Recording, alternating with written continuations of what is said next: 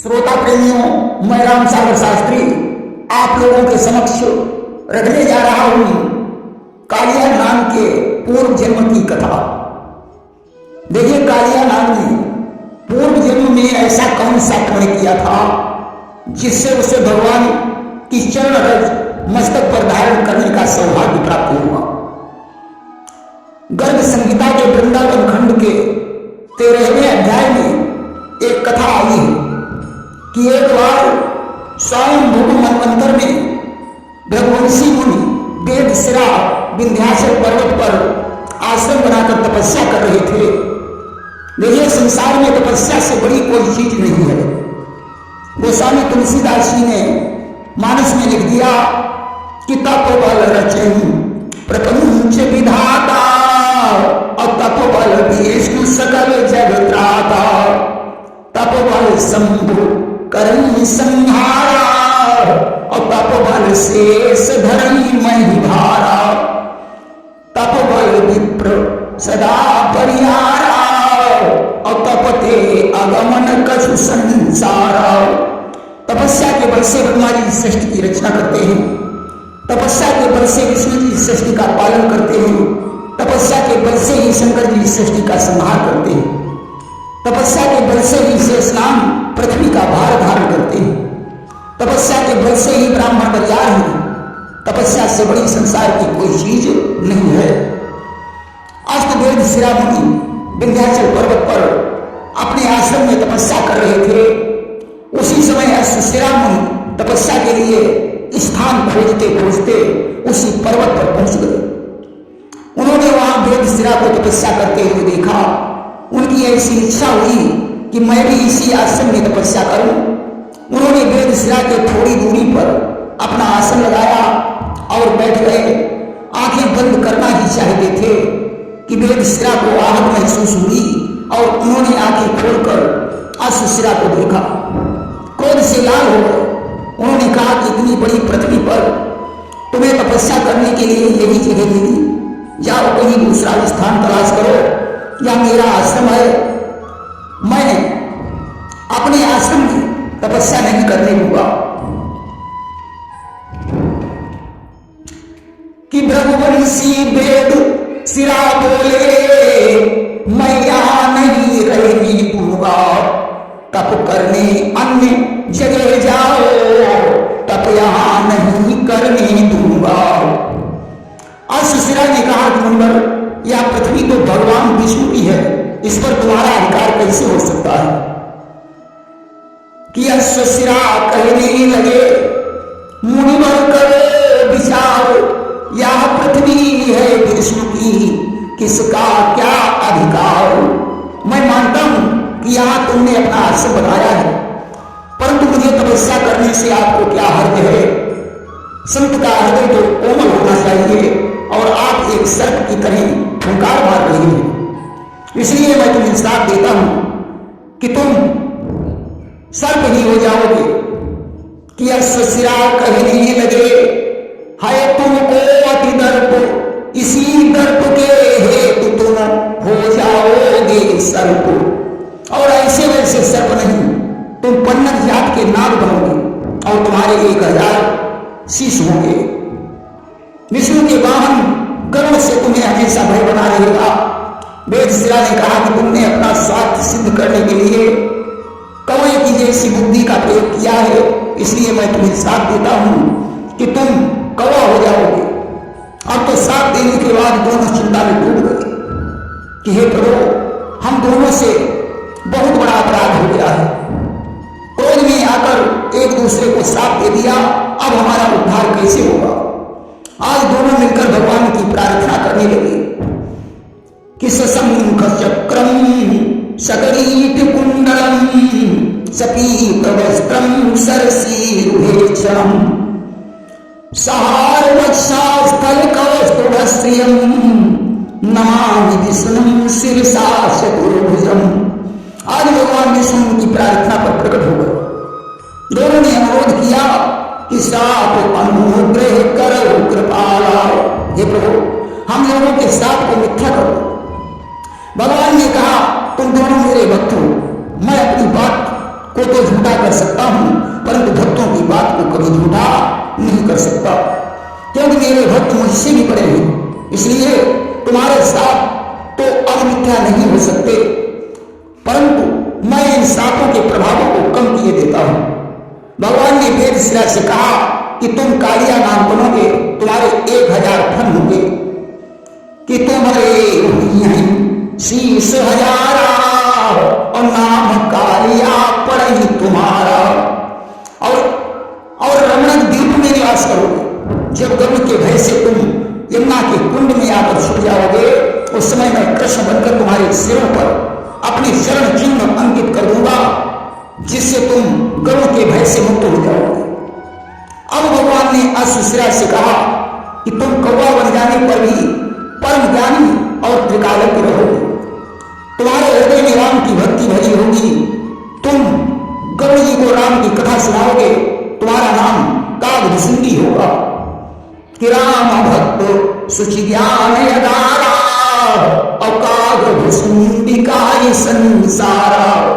इस प्रकार भगवान विष्णु दोनों मुनियों को सांत्वना देकर अंतर्ध्यान हो गए। अस्तु सात के अनुसार अश्वशिरा कागभूषुंडी बनकर नील पर्वत पर रहने लगे, जिन्होंने गरुड़ जी को राम कथा सुनाई। और वेदशिरा का क्या हुआ?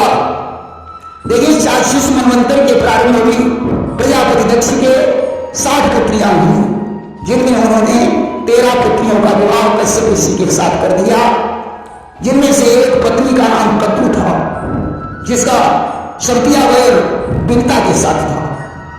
जिस तरीके से कद्रु और बिनता की शब्दिया रहा था, उसी प्रकार दीति और अदिति में शब्दिया रहा था कि दीति अदिति में जिस तरह रहा सब त्यागा, कद्रु बिनता का नहीं होता था निर्वाह।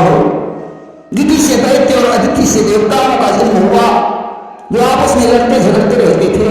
उसी प्रकार कद्रु और बिनता ने कश्यप ऋषि की बड़ी सेवा की और संतान की कामना प्रकट की। बिनता ने कश्यप से 2 पुत्रों की कामना प्रकट की, जिसके द्वारा गरुड़ और अरुण का जन्म हुआ। अरुण तो सूर्य के सारथी बन गए और गरुड़ को बाद में भगवान विष्णु ने अपना वाहन बना लिया था।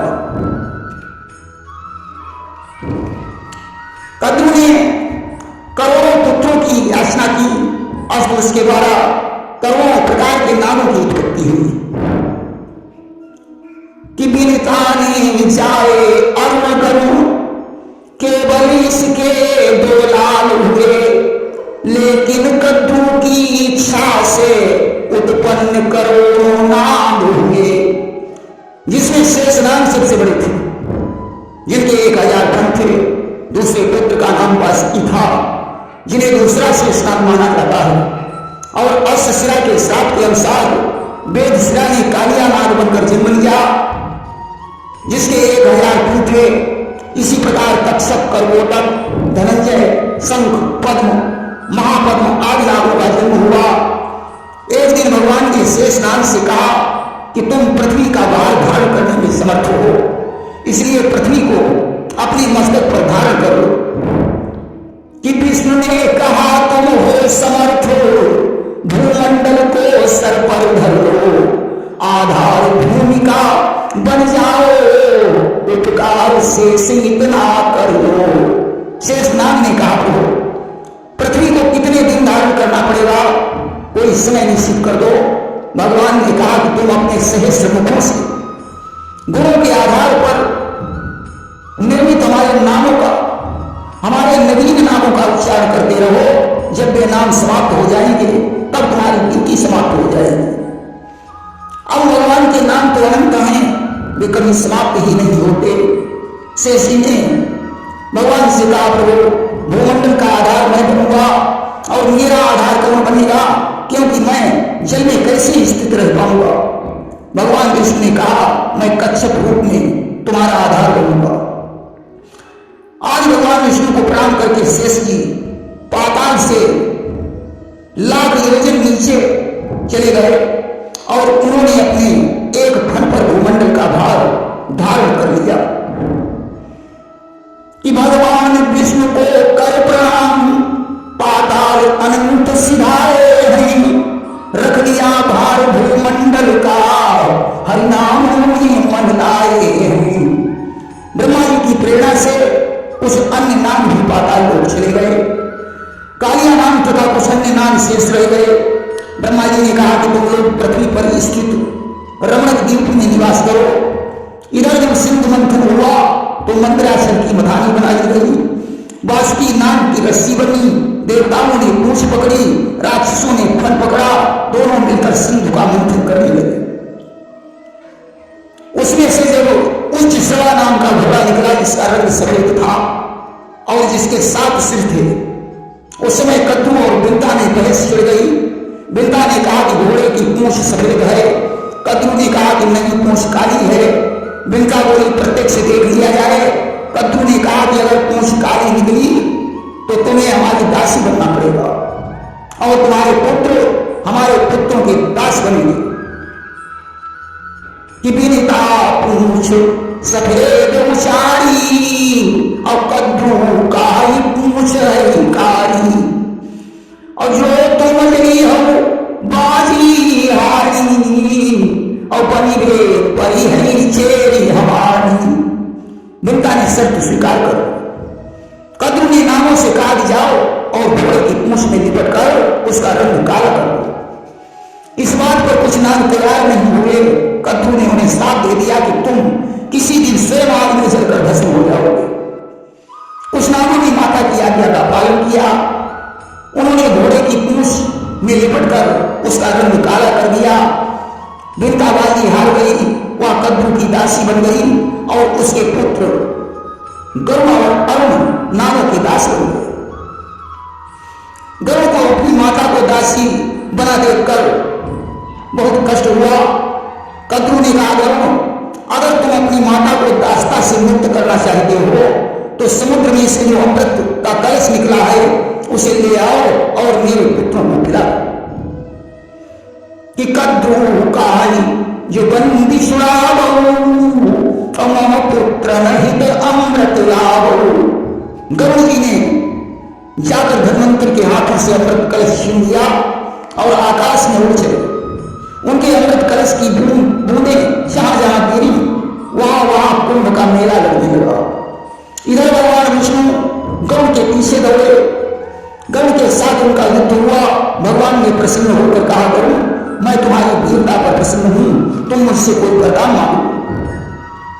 कि युद्ध देखी रिझो भगवाना और बोले हरि मांगो वरदाना। गरुड़ ने कहा कि मैं कोई भिखारी नहीं हूं, तुम स्वयं मुझसे कोई वरदान मांग सकते हो। भगवान ने कहा, तो ऐसा करो, तुम हमारे वाहन बन जाओ।